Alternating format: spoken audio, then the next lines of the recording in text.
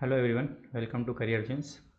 So today we are going to talk about the normalization procedure जो कि NEET PG के exam के जो रिज़ल्ट आएंगे उनके अंदर लागू होगा।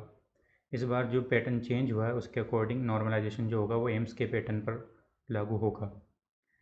तो इसके अंदर होगा क्या बेसिकली कि जितने भी कैंडिडेट्स हैं उनके हर एक शिफ्ट के अंदर जितने भी परसेंटाइल स्कोर बनेंगे, जैसे ये शिफ्ट 1 है, शिफ्ट 1 के अंदर जितने परसेंटाइल बनेंगे उनको डिसेंडिंग ऑर्डर में अरेंज करके, और ऐसा ही सेकंड शिफ्ट के साथ करेंगे।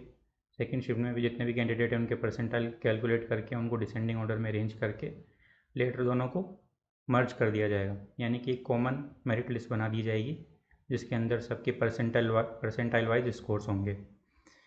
सो ठीक है। सो बेसिकली परसेंटाइल्स जो है, जो कैलकुलेट करने का फॉर्मूला क्या है, बेसिकली परसेंटाइल बताता ये है कि आपके नीचे कितने या आपके बराबर में कितने स्टूडेंट्स हैं। सो परसेंटाइल का फॉर्मूला क्या होता है, 100 into number of candidate with, basically मेरे इसको हटाना पड़ेगा। So number of students with marks T और लेस देन टी, ओके, और फिर divided by number of candidate in that shift. ये परसेंटाइल का फॉर्मूला होता है, यानी कितने बच्चे पीछे हैं या बराबर में हैं। सो बेसिकली अगर आपको परसेंटाइल कैलकुलेट करने हैं तो क्या करना होगा, आपकी जितनी भी रैंक आई है, मान लीजिए 100 में से आपकी 5th रैंक है, तो 5 को सेपरेट करके वो डिवाइडेड बाय 100 कर दीजिए, ठीक है। तो ये आपके आ जाएंगी परसेंटाइल स्कोर, इंटू 100 भी करना परसेंटाइल के लिए, तो ये 95 आपकी परसेंटाइल हो गई, okay. Now combined merit list कैसे बनेगी कि शिफ्ट 1 के और शिफ्ट 2 के जितने भी स्टूडेंट्स होंगे, ठीक है, उनको डिसेंडिंग ऑर्डर में परसेंटाइल के हिसाब से अरेंज कर दिया जाएगा। जैसे ये बच्चा S1015, ये फर्स्ट शिफ्ट में नंबर 1 पर है, और इसमें जो है 100 परसेंटाइल इसके जो है 2050 के हैं, तो इनको अरेंज कर दिया। अब इनको कैसे अरेंज करेंगे, ऊपर किसको रखेंगे नीचे किसको रखेंगे, ये होगा टाई ब्रेकर क्राइटेरिया से डिसाइड, ठीक है, टाई ब्रेकर से डिसाइड होगा। तो टाई ब्रेकर कैसे लगेगा इसकी भी अपन बात करते हैं। मान लीजिए किसी के सेम परसेंटाइल बनते हैं, किसी के 99.99801, 7 डेसिमल तक होगा, ये आप ध्यान रखिएगा, 7 डेसिमल तक चेक किया जाएगा। तो प्रायोरिटी किसको मिलेगी, जिसके नंबर ऑफ करेक्ट रेस्पॉन्स ज़्यादा है। सेकंड प्रायोरिटी किसको मिलेगी, जिसके इनकरेक्ट रेस्पॉन्स कम है। थर्ड पे एज के हिसाब से, जो ज़्यादा बड़ा होगा एज के हिसाब से उसको प्रायोरिटी मिलेगी। फोर्थ पे MBBS के जो एग्रीगेट मार्क्स हैं उनके हिसाब से प्रायोरिटी मिलेगी, ओके। सो हम जानेंगे कि नॉर्मलाइजेशन के साथ असल में प्रॉब्लम क्या है। तो क्या है बेसिकली कि अनइक्वल डिस्ट्रीब्यूशन अगर हो जाता है एब्सेंटीज़ की वजह से, मान लीजिए कि शिफ्ट 1 के अंदर, दोनों के अंदर तो वैसे 110,000 स्टूडेंट्स थे 1 और 2 के अंदर, ठीक है, लेकिन मान लीजिए कि 2 के अंदर करीब 20,000 एब्सेंट हो गए और 1 के अंदर 10,000 ही एब्सेंट हुए, तो क्या होगा कि जिसके अंदर ज़्यादा एब्सेंटीज़ है उस वाली शिफ्ट के बच्चों को फ़ायदा होगा।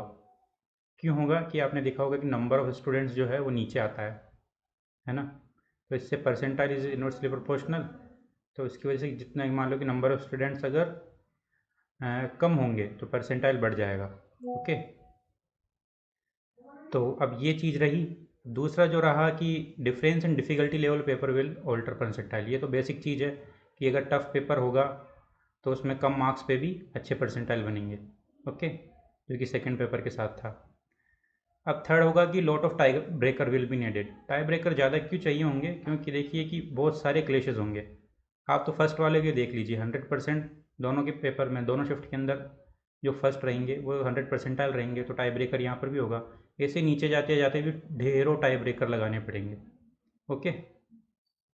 फिर है difficulty in applying additional marks by states to rural working doctors, कि मान लीजिए 10, 20 और 30% कैसे मिलेगा डॉक्टर्स को, जैसे कि बहुत सारे स्टेट्स में होता है, कोई 1 साल ड्यूटी करता है उसको 10% मिलता है, 2 साल करता है उसको 20% मिलता है, 3 साल करने वाले को 30% मिलता है। लेकिन अब मान लीजिए क्योंकि मार्क्स तो सेम है नहीं फर्स्ट और सेकंड शिफ्ट में, मान लीजिए कि इसके 600 आ रहे हैं एक के और दूसरे के आ रहे हैं 590, फिर भी ये कैंडिडेट ऊपर है क्योंकि इसका पेपर टफ था सेकंड शिफ्ट वाले का। तो अब उसके लिए उसको जो 10% के लिए 10% मार्क्स मिलेंगे वो तो कम मिलेंगे इस वाले से, है ना।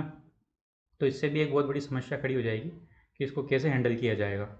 सो ये जो स्टेट मेरिट का 10, 20 और 30% वाला जो इशू है उसको स्टेट्स कैसे सोल्व कर सकती है। पहले तो कि भाई एडजस्टमेंट करें कि मान लीजिए कि कम मार्क्स वाले को थोड़ा मार्क्स बढ़ा के दे, सेकंड शिफ्ट वालों को, ठीक है, परसेंटाइल के हिसाब से मार्क्स दे, वापस लाने के बाद वापस परसेंटाइल को मार्क्स में कन्वर्ट करे और एडिशन करे। एक ये तरीका हो सकता है। दूसरा तरीका हो सकता है कि पूरी पॉलिसी को रिव्यू करे, ठीक है, रैंक के हिसाब से जो है वो प्रायोरिटी दे सिलेक्शन में। तो ये सब कुछ कर सकती है स्टेट्स। तो अलग अलग मार्क्स को अगर 10%, 20% मिलेगा तो इससे क्या होगा, रैंक लिस्ट जो है वो डेफिनेटली डिस्टर्ब होगी। और इसमें जो है कुछ कैंडिडेट्स जो है वो बिल्कुल इसमें इशू खड़ा करेंगे। तो देखते हैं स्टेट्स क्या एक्शन लेता है इस पर, और टोटल जो काउंसलिंग है वो किस तरफ जाती है। सो हमारे साथ बने रहिए। नीट काउंसलिंग 24 के बारे में आपको और भी मैं जानकारियाँ देता रहूँगा। हमारी वेबसाइट ये रही। हमारे जो इंस्टाग्राम पेज है उसको भी आप फॉलो कर सकते हैं, करियर जिन्स नाम से है। टेलीग्राम पे भी हम हैं, तो टेलीग्राम पे भी आप हमको फॉलो कर सकते हैं। Thank you, have a nice day.